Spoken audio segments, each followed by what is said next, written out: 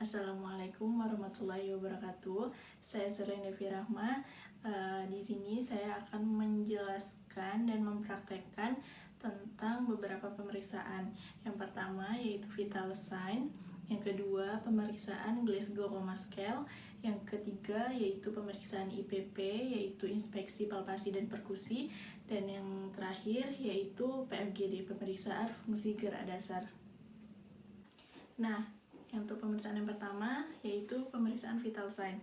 Pemeriksaan vital sign ini terdiri dari tekanan darah, denyut nadi, pernafasan, kemudian suhu tubuh, lalu tinggi badan dan berat badan. Nah, di sini saya akan melakukan pemeriksaan vital sign. Untuk yang pertama kita lakukan pemeriksaan tekanan darah. Namun karena di sini tensinya tidak ada, ketinggalan di kos, jadi saya tidak melakukannya. Namun untuk nilai normal tekanan darah ini yaitu 120 per 80 mmHg. Nah, untuk pemeriksaan yang kedua yaitu pemeriksaan denyut nadi. Pemeriksaan denyut nadi, cara melakukannya yaitu kita letakkan 3 jari kita di nadi tangan pasien, kemudian kita rasakan denyut nadinya. Nah, untuk menghitungnya yaitu selama 1 menit. Namun di sini saya menggunakan hitungan 15 detik. Jadi selama 15 detik kita hitung berapa denyut nadinya, lalu nanti kita kalikan 4 supaya lebih mudah.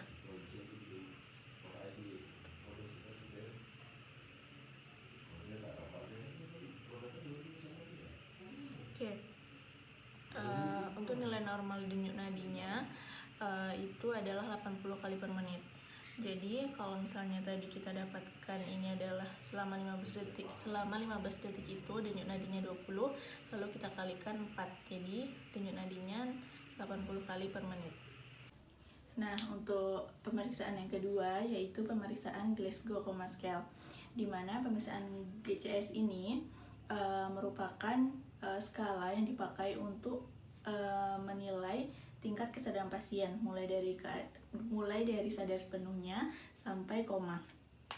Nah, teknik penilaian GCS ini terdiri dari eye atau respon buka mata, kemudian verbal dan motorik, di mana yang disingkat yaitu IVM. Nah, untuk nilai tertinggi pada GCS ini yaitu 15, sedangkan untuk nilai yang terendahnya yaitu 3.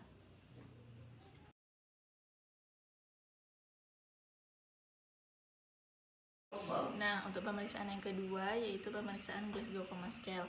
Di sini tingkat penilaiannya tadi kan ada eye atau respon buka mata, kemudian verbal, dan yang ketiga motorik. Nah, untuk skor yang pertama yaitu nilainya 1. Pasien tidak bisa membuka mata walaupun sudah kita berikan rangsangan nyeri maupun rangsangan suara dengan kita panggil. Rangsangan nyeri bisa kita berikan di bagian sternum dan juga bisa kita tekan di ujung jari pasien. Nah, untuk skor yang pertama seperti ini. Pak.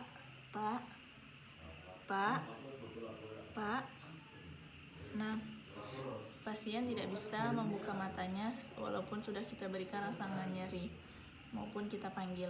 Nah, untuk skor yang kedua, pasien bisa membuka matanya dengan diberikan rangsangan nyeri seperti ini. Pak.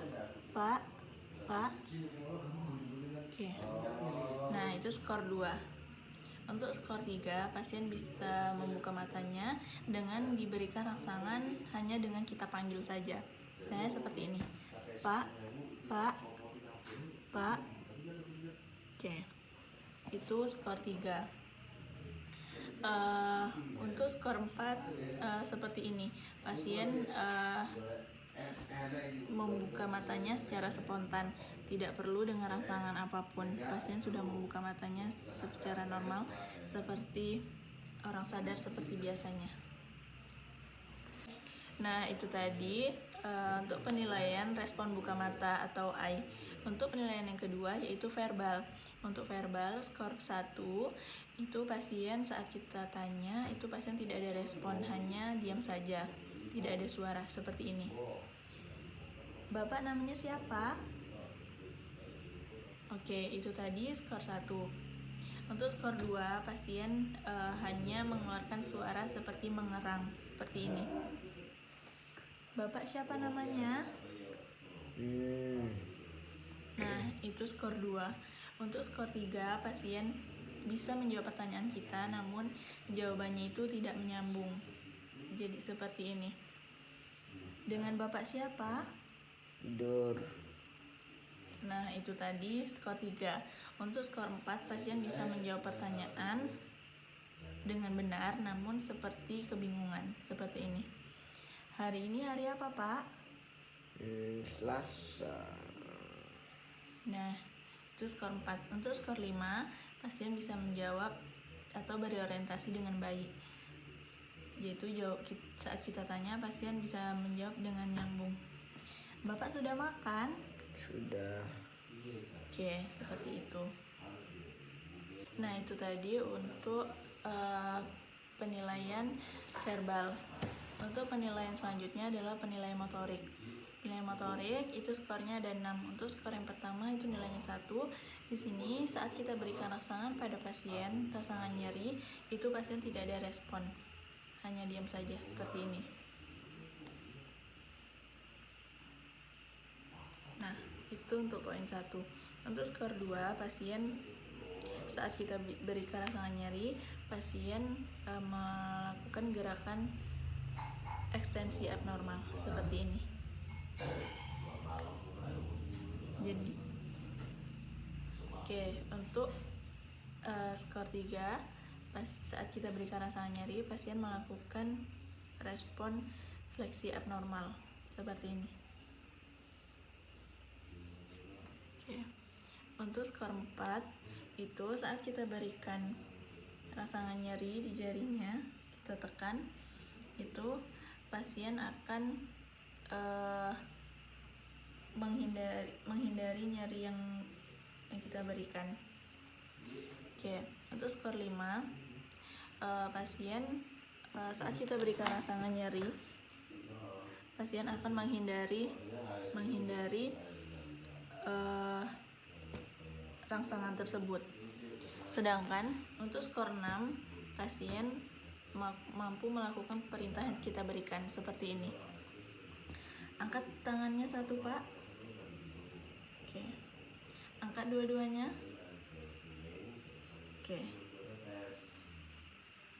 Seperti itu.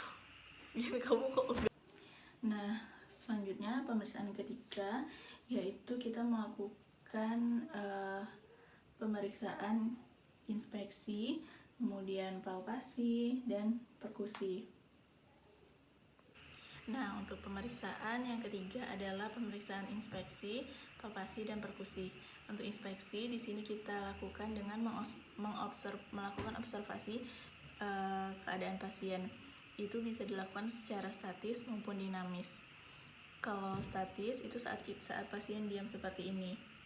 Kita lihat bagaimana keadaan pasien, apakah pasien menggunakan kursi roda atau tongkat atau menggunakan alat bantu lainnya. Terus kita lihat apakah pasien tampak menahan nyeri atau tidak. Kemudian untuk yang dinamis, di sini kita bisa lihat dari ekspresi pasien saat dia berjalan atau menggerakkan anggota tubuhnya, apakah pasien merasakan nyeri atau adanya keterbatasan gerak. Kemudian untuk palpasi kita bisa lakukan di area keluhan, misalnya di tangan. Kalau misalnya di tangan, kita bisa palpasi apakah adanya udem, kemudian apakah ada perbedaan suhu dari kedua tangannya, kemudian apakah ada nyeri tekan atau adanya nyeri gerak, seperti itu. Nah, untuk pemeriksaan yang terakhir yaitu pemeriksaan fungsi gerak dasar. Pemeriksaan fungsi gerak dasar ini dilakukan secara aktif, pasif, dan isometrik. Nah, untuk pemeriksaan yang terakhir adalah pemeriksaan fungsi gerak dasar. Untuk PFGD ini bisa dilakukan secara aktif, pasif, dan isometrik. Untuk yang pertama itu aktif. Untuk aktif di sini kita minta pasien untuk misalnya untuk menggerakkan tangannya. Pak, tekuk tangannya, Pak. Oke. Balik lagi. Oke. Itu untuk aktif. Di sini kita bisa lihat apakah full ROM, kemudian apakah adanya nyeri atau tidak. Kemudian untuk yang pasif, di sini terapis yang melakukan gerakannya, kemudian seperti ini. Ada nyeri, Pak? Enggak. Oke. Di sini kita bisa lihat apakah ada nyerinya atau tidak, terus apakah full ROM atau tidak, kemudian end feel-nya seperti apa, apakah hard, soft, elastis maupun firm. Kemudian untuk yang ketiga adalah isometrik. Untuk isometrik di sini kita berikan tahanan di tangan pasien, kemudian minta pasien untuk mendorongnya seperti ini. Pak, dorong tangan saya, Pak. Oke, relax. Lagi. Oke, relax. Oke. Kemudian di sini kita lihat apakah ada nyeri atau tidak dan apakah pasien bisa melawan tahanan kita mau baik minimal maupun maksimal. Nah, itu tadi beberapa pemeriksaan yang telah saya lakukan. Jika ada kesalahan dan kekurangan, saya mohon maaf. Semoga bermanfaat buat kita semua. Assalamualaikum warahmatullahi wabarakatuh.